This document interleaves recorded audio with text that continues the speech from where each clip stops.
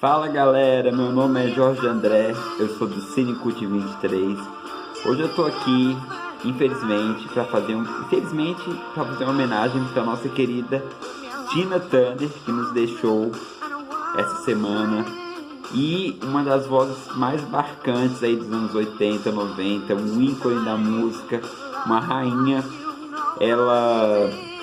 Eu assisti o documentário Tina, da HBO, e eu vou falar aqui o que eu achei do documentário, fazer uma crítica, uma análise e dizer o canto que eu gostava dela, principalmente da minha infância.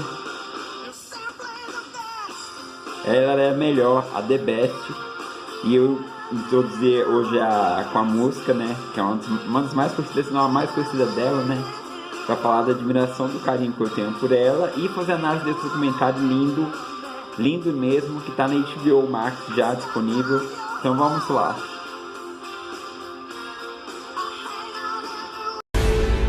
I'm a girl from a cotton field that pulls myself above what was not taught to me. Bom pessoal, por coincidência ou não, o documentário entrou no catálogo da HBO em janeiro desse ano, então assim, é um documentário recente. Infelizmente essa semana tivemos a notícia da morte dela e a Tina, ela era uma artista que ela passou por muitas coisas na vida pessoal. Ela sofreu um abuso muito grande, muito sério do marido dela, né, que cantava com ela, eu vou falar pra vocês aqui. E ela se reinventou aos 40 anos de idade, se tornando uma das maiores artistas mundiais, muito querida pelo público. Inclusive no documentário mostra uma música inteira e uma grande parte do show que ela foi fazer no Brasil, no Rio de Janeiro, do Maracanã, que ela lotou o Maracanã e quebrou os recordes. Ela tá no livro dos recordes por esse show do Maracanã em 1988, ano que eu nasci. Eu não era nem nascido quando aconteceu esse show, que eu nasci em junho de 88, o show foi em janeiro de 88, então foi o show histórico dela. Ela tirou o Frank Sinatra do livro dos recordes, que ele tinha feito para 170 mil pessoas, ela fez para 180 mil pessoas esse show. Então o documentário fala da vida dela pessoal, profissional. A produção traz entrevistas da própria cantora, o que é legal, porque assim, traz a visão dela de tudo que aconteceu na vida dela. É uma homenagem, um desfecho da carreira dela, porque tá ocorrendo lá em Nova York, tá ocorrendo o musical Tina, e ele vai correr por vários lugares. Então assim, mostra ela indo no musical, assistindo. E é meio que um fechamento da carreira dela. Ela fala isso no documentário, que é o documentário. Ela já teve tudo na vida dela. Teve livro, autobiografia, livro de biógrafos, jornalistas, filme com a Angela Bassett, que também fala muito no documentário aqui. O musical que faltava e um documentário para fechar a vida dela com ela viva. Isso que é o mais interessante, entendeu? Então traz entrevistas com a própria Angela Bassett, que interpretou ela no cinema, ganhou o Oscar. A Oprah Winfrey também, que é amiga dela, jornalista e filantrópica, produtora. O jornalista Kurt Lord, coautor do I'm Tina, que inspirou logo a montagem, né, da dramaturga Tori Hall. E também entrevista com o marido dela, o marido dela que ela casou depois de um tempo, né, que é super, super lindo a história deles, assim, mostra também no final do documentário a relação deles, como que ela conheceu, mostra ele falando, o casamento deles. Ela casou depois de muito tempo também com ele, então é muito legal essa visão que traz esse documentário aí dela, por ela estar viva e por ela participar de tudo isso também, isso que é interessante. And I was afraid. I had an abusive life. There's no other way to tell the story. Bom, então o documentário ele começa contando desde a infância dela mesma. Ela nasceu dia 26 de novembro de 1939 no Tennessee. E ela nasceu, o nome dela não era Tina Turner, óbvio, é um nome artístico. O nome dela era Anna Mae Bullock.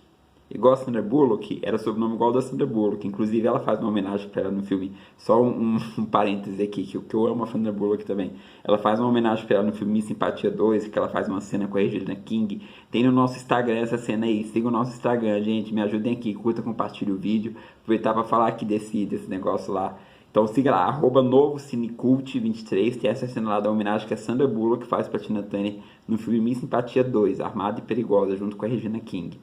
Então, voltando, o nome dela era Anna Mae Bullock, e ela nasceu dia 26 de novembro. Então, assim, mostra a infância dela, muito pobre, com a família. A mãe, quando ela era adolescente, a mãe, ela meio que abandonou a família, ela saiu de casa, assim, não deu mais notícias para onde ia. Então, ela foi criada por uma prima, as irmãs, assim. Ela sempre cantava na igreja, cantou na igreja gospel lá, que era comum naquela época. Tinha uma voz muito potente, e ela começou a carreira a partir do momento que ela foi ver um show de rock, né, do Ike Turner, que era o futuro esposo dela. Ela era muito jovem, foi junto com a irmã, e aí ela sempre pedia para cantar nesse show. Ela via assim, ela ficou maravilhada com o show, com os instrumentos musicais que ela tinha visto ao vivo, que ela nunca tinha visto guitarra, essas coisas assim. Ela ficou maravilhada, sempre ela pedia para cantar, só que ela era muito baixinha, pequenininha, e o cara nunca dava valor. Aí teve um certo dia que ele deu o microfone para ela, de tanto ela assistir, ela cantou, e ele ficou impressionado com a voz dela, com a performance dela. E aí ali começou uma parceria com o Ike Turner, que via ser Ike Turner, que via ser o futuro esposo dela, né? E seria também um abusador físico e psicológico dela também, infelizmente. O documentário deixa claro que a Tina sempre foi uma artista, assim, à frente do seu tempo, por duas questões. Uma, primeira, que era uma artista negra, que tinha uma voz muito potente, só que na época que ela cantava, que ela despontava, não existiam artistas, mulheres que cantavam como ela. Tinha Diana Ross, tinha outros artistas assim que cantavam com um jeito mais calmo, mais sentido da música, um R&B, e ela queria cantar rock. Ela é considerada a rainha do rock and roll, né, também. E o Ike Turner, que foi esse cara que meio que lançou ela, que depois casou com ela, de início no documentário fala que ele tinha de início uma apreensão muito grande por ela, que ele tratava ela como se fosse uma irmã mais nova, um respeito. Inclusive tem depoimento de pessoas que conviveram com eles naquela época, uma das back vocal dela, que depois da banda ficou... Porque a banda virou Ike and Tina. Ele que deu o nome pra ela, Tina, porque ele gostava muito de uma série de TV que tinha uma personagem chamada Shiva. E aí a Tina Turner era jovem, assim, ela via aquelas estrelas de Hollywood, ela falava, eu quero ser como essas mulheres, eu quero ser transgressora. Só que ela via que o contexto dela era diferente, mas ela, quando se apresentava no palco, ela era única, pela dança, pelo estilo e pela voz. Então, assim, anos 60, a adolescência dela, ela fez muito sucesso com o Ike. E depois de um tempo eles se casaram, ele de irmãozinho, de protetor, ele virou o marido dela. E aí foi um sucesso estrondoso, porque tinha ela, tinha as back vocals, ela tinha um estilo todo dela mesmo, os vestidos cheio de lantejoula, os vestidos já curtos, um cabelão assim, inclusive só uma dele também, ela me lembrava nessa época muito a Jay do Eu, Patroa as Crianças, da série, a Tisha Campbell, muito, muito mesmo, parece que é a Jay, assim. Mas ela não é tão parecida, mas assim, ela lembra um pouco, acho que o formato do rosto e tal, mas nessa época dos anos 60, que ela tinha aquele cabelo escorrido, dos anos 60 mesmo, lisão, ela parecia muito a Jay. I started really seeing that I had to make a change. The divorce. E a Tina cada vez ganhando mais ascensão pela voz, pelo jeito dela. E aí quando eles se casaram, começou os abusos. Então ele usava drogas, tal. Antes disso eles constituíram uma família. Ele tinha 2 filhos de outro casamento e ela teve 2 filhos com ele. Então na casa morava a Tina, o Ike e os 4 filhos homens deles, né? E nesse período da família e tal, começou os abusos. Ela não recebia, ela recebia só uma mesada, ela não recebia pelas coisas que ela fazia. Mas pior de tudo isso é o abuso físico e emocional. Então assim, era uma coisa muito séria. Todo abuso é muito sério, muito sério, mas ela sofreu tanto o abuso psicológico, físico, como o físico foi muito forte. Então ela apanhava de cabide, ela sofria estupro. Então era uma coisa muito pesada, assim, e ela convivia com aquilo, porque ela tinha, na verdade, uma certa, eu não sei se a palavra é admiração, mas um certo respeito por esse Ike que lançou ela, e era o marido dela. Então ela tinha uma certa veneração, ela aceitava aquilo. Infelizmente, era uma coisa que até hoje muitas mulheres passam, então era muito triste, era muito sofrido para ela. Eram coisas muito sérias, no documentário fala tudo mais direitinho, né? Nesse período, então, ela lançou o primeiro disco solo dela, porque assim, teve um empresário na época que viu um potencial nela, ela ainda era dele, assim, cantava com ele, né, era Tiny Ike, só que ela quis lançar um disco solo dela. E esse disco, assim, super promessa, pela questão da voz, pela questão do estilo, que na verdade o empresário queria que ela mudasse o estilo dela de cantar com Ike. E o disco foi um fracasso. Foi um fracasso do solo dela e tal, e ela voltou a cantar com ele. E aí, gente, o que aconteceu? Teve uma época que ela foi fazer turnê, e aí ela não aguentava mais os abusos, e ele batia nela assim, de graça. Aí no documentário conta que ela estava indo para o aeroporto, viajar junto com ele, E aí meio que ele tava comendo chocolate, aí ela foi pegar um pouco, ele deu um tapa nela, assim. Então era uma coisa assim, muito de graça, muito na cara. Todo mundo via, todo mundo ficava sem graça, e ali ela já tava no limite dela. Então nessa cidade que eles pousaram lá, depois que eles foram pro quarto de hotel, ela foi pro quarto de hotel junto com ele, esperou ele dormir e saiu correndo, correndo. Pegou só a malinha dela de mão. E aí é muito interessante essa parte do documentário, porque conta exatamente como foi a libertação dela desse marido abusivo. Então ela saiu correndo, quase foi atropelada por um caminhão, atravessou a rua, foi parar em outro hotel, explicou toda a situação. O dono do hotel deixou ela ficar a noite lá, ela falou que ia pagar depois. Começou a entrar em contato com amigos, pessoas próximas assim. Pegou uma passagem, foi direto para outro lugar, deixou ele lá. E a partir disso foi a libertação dela. E mais interessante que isso foi no dia 4 de julho. E essa data eu marquei bem. A partir do 4 de julho que ela até fala, né? Porque o documentário é uma mostrando dela em entrevista atual, né? Lógico, dela de idade e tal, mas entrevista delas também de que ela fez durante toda a carreira, durante toda a vida. E essa parte da libertação dela é muito interessante, a cena do documentário em si, que mostra justamente como que foi a virada de vida dela a partir do momento que ela deixou o Ike, né, esse marido abusador dela. E aí que começa toda a história de glória de Tina Turner. To be the first black rock and roll singer to pack places like the Stones. When she became successful, the past came. Bom, então antes dela recomeçar a carreira dela, que eu vou falar para vocês aqui como que foi esse estrondoso sucesso, ela deu uma entrevista para People. E aí, dar entrevista para People naquela época, a revista People, era uma coisa assim que se você não é conhecido, você ficou conhecido da noite pelo dia. Lógico, ela já era conhecida, eu digo assim, para saber a dimensão do que era sair na capa da People, justamente falando dos abusos. Porque as pessoas sempre ligavam ela ao Ike. Sempre quando falava Tina Turner, cadê o Ike, não sei o que, como é que ele tá. Então ela queria dar um basta nisso, porque ela queria esquecer completamente esse passado de abuso. Então, a partir da entrevista da revista People, as pessoas começaram a enxergar que aquilo era um abuso muito forte e que ela era uma nova Tina Turner. Agora eu não lembro se foi depois ou antes de lançar o álbum. E agora eu vou falar da música do álbum que deu a guinada na carreira dela. You must understand, the touch of your hand makes my pulse react. Então, depois de um tempo sem gravar, ela assinou contrato com uma nova gravadora. Inclusive, teve muita gente que torceu o nariz, porque, na verdade, a Tina Turner já tinha 40 anos de idade. Ela já era assim, ela não era uma aposta do mundo pop, do mundo rock. Ela já vinha com uma bagagem muito grande, só que ela tinha um estilo único dela. Então, assim, o empresário dela, que depois assumiu as coisas e acabou virando amigo dela, foi o Roger Davis, que meio que deu uma guinada da vida dela a partir desse álbum.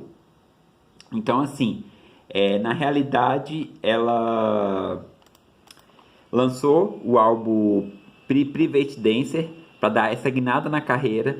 E aí, minha gente, a música What's Love Got Down Do You It acabou sendo um sucesso tão estrondoso assim, tanto música como videoclipe, que ela se tornou sucesso, ganhou não sei quantos Grammys, ficou em primeiro lugar na Billboard por muito tempo assim.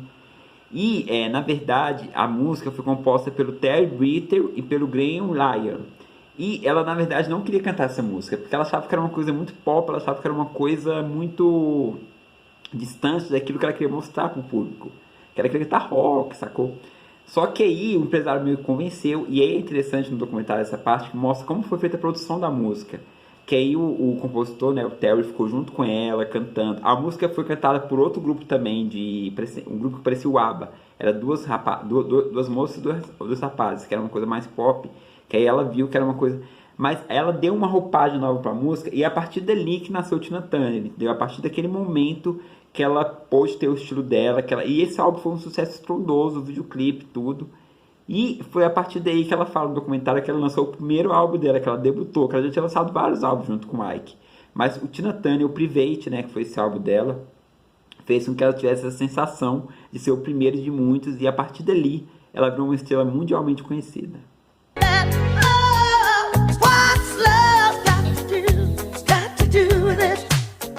Depois do álbum, né, desse sucesso estrondoso, em 1985 ela fez o filme Mad Max 3, né, A Cúpula do Trovão, terceiro filme da franquia estrelado pelo Mel Gibson. E aí ela foi a personagem da Titi Anite, que era a fundadora e governante do povoado em que o protagonista se refugiava. E ela lançou a música também, muito icônica, que é a música We Don't Need Another Hero, que ficou também muito famosa, assim, relacionada ao filme. O filme foi um sucesso estrondoso, o visual dela é icônico nesse filme. Me marcou muito quando era criança, porque eu sempre assisti Mad Max quando era criança, eu gostava muito. E eu sempre vi ela nesse visual parecendo a Tempestade dos X-Men, assim, aquele cabelão branco, entendeu? A cara da Tempestade. Então sempre me marcou muito, eu olhava pra ela assim. Ali que eu conheci Tina Turner, eu particularmente, ali que eu conheci ela. Ela já era um sucesso, né? Tô falando eu, criança. Então me marcou muito esse filme, Mad Max 3. Eu até tenho ele DVD. É um filmão também aí, da franquia Mad Max. Depois disso, o documentário começa a mostrar os sucessos dela, tal, como que foi só bola dentro, os álbuns que vieram, só música boa, teve The Best, teve altos sucessos aí que foram muito estrondosos. Ela fez tema para 007, ela ganhou prêmios, ela virou uma estrela mundial. Só que toda vez que ela ia dar entrevista, o pessoal voltava com o assunto Ike, que foi o marido abusador dela, e ela odiava isso. Então, assim, aí teve a ideia de fazer um livro, tipo uma autobiografia que ela fez junto com um jornalista, e ela lançou essa autobiografia para escrever todas as memórias para as pessoas que tinham algum tipo de dúvida, algum tipo de curiosidade, saber que estava tudo ali. E a partir desse livro veio o filme icônico Tina com a Angela Bassett, que foi premiado e tal. A Angela ganhou o prêmio, então, como Tina Turner. No documentário tem uma cena interessante, na coletiva do filme que está ela, a Angela Bassett, e aí o jornalista pergunta, e aí ela fala que não assistiu o filme, porque ela não quer, ela quer que as pessoas saibam da história dela, quer que as pessoas se orientem com relação a isso, né, o que não é certo, mas ela reviver aquilo seria muito duro para ela. Então, assim, é interessante como é que a pessoa que tem um filme não assiste o próprio filme. Então, ela tinha uma personalidade muito forte, muito única, né, mas super querida com a Angela Bassett, tanto que a própria Angela dá depoimento no documentário. Angela Bassett, essa diva aí do cinema também, né, a mãe do Pantera Negra, uma super atriz, e aí ela ficou, e a carreira dela deu alavancada por conta do Tina, desse filme aí, tão marcante. Depois eu quero ver se eu falo aqui pra vocês também do filme, né, em si. Aí o filme mostra tudo, mostra os abusos que ela sofria, as cenas fortes quando ele batia nela, né, tem aquela cena que ela tá toda machucada no espelho, passando batom assim, toda com o rosto inchado. E foi isso, aí teve o livro, o filme, e a carreira dela continuou só subindo, só com prêmios, participações. Ela era muito querida no meio. O Mick Jagger gostava muito dela, o Michael Jackson, todos esses artistas, Beyoncé cantou com ela um dueto muito icônico também, de Proud Mary. Então, assim, ela era uma diva acessível tanto para os artistas, para as celebridades, como para o público. A questão também do Rio de Janeiro, que mostra, que eu falei para vocês no início do vídeo, que é muito legal, porque mostra uma música inteira que ela cantou no Rio, então mostra um pouquinho do show, como que foi, né? Muito bacana mesmo de ver. E o documentário finaliza com a questão do casamento dela com o empresário Harry Beck, que conheceu ela pegando ela no aeroporto, que ele levava os artistas, né, de um lugar para o outro. Ela, quando viu, se apaixonou de cara. Ele era muito mais jovem que ela, e ela deu uma cantada nele, assim, muito na cara, que deixou ele meio sem graça, e aí acabou um relacionamento muito bacana. Ele super carinhoso com ela, super respeita ela. Eles casaram recentemente, não, em 2013 eles casaram. E aí tem imagens do casamento, a Oprah tá, foi um super casamento bacana, ela com vestido preto, assim. E o documentário termina dessa maneira. Ela chegando no musical feito para ela, o Tina, que tá lá em Nova York, e ela sendo aclamada no amor, mostra ela assim, que ela encontrou um amor novamente com esse empresário, né, que gostava muito dela, o Harry. Depois ele doou, acho que o rim para ela, tá, mas isso não fala no documentário, não. E a consagração do musical, que aí aparece ela chegando no musical, os fãs lá, quando termina, a atriz que faz o musical abraça ela e ela chega lá. E termina com a música The Best, que foi essa do início do vídeo, que é a música, uma das mais famosas dela, né? E é isso, gente. O documentário é lindo, lindo, lindo. Mostra a trajetória aí dessa artista tão marcante, aí, tão icônica. E tem ela falando da vida dela, que eu acho que é a cereja do bolo, deixa tudo mais interessante, né? Pra gente poder acompanhar.